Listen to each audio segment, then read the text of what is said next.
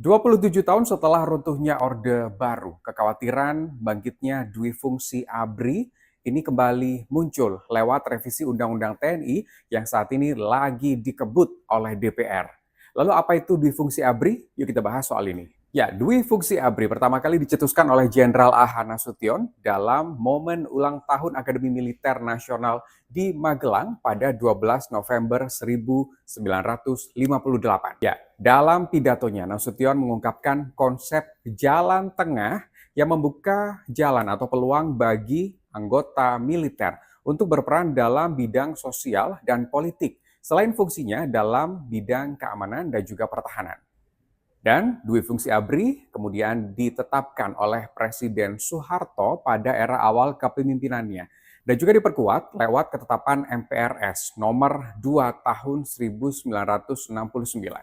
Ya, bahkan di masa Orde Baru, dominasi ABRI ini cukup kuat di pemerintahan kala itu.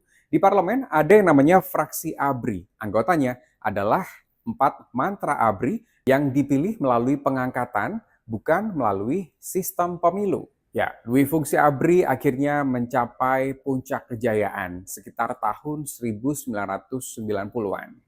Banyak dari mereka yang berhasil menjadi bupati, wali kota, kemudian pemerintah provinsi, duta besar, pimpinan perusahaan milik negara, peradilan, hingga menteri di Kabinet Soeharto.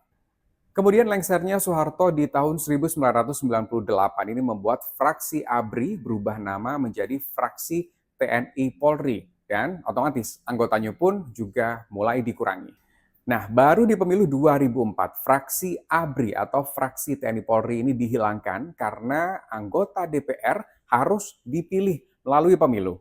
Dan di masa kepemimpinan Presiden Gus Dur, dui fungsi ABRI ini dihilangkan.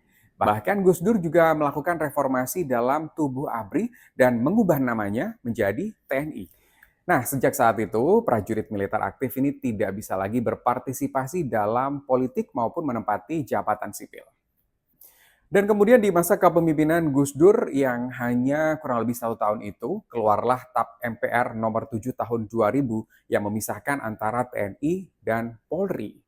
Ditambah lagi nih, di pemerintahan era Presiden Susilo Bambang Yudhoyono yang mengingatkan bahwa para prajurit TNI, terutama perwira tinggi, untuk tidak terlibat dalam politik praktis. Jika ingin berkarir di dunia politik, maka harus mundur sebagai prajurit. Ya, meski demikian, sampai dengan saat ini, soal bangkitnya dui fungsi ABRI ini sudah dibantah baik oleh DPR dan juga TNI. Nah, bagaimana menurutmu? Kalau kamu punya pendapat lain, silakan tuliskan di kolom komentar.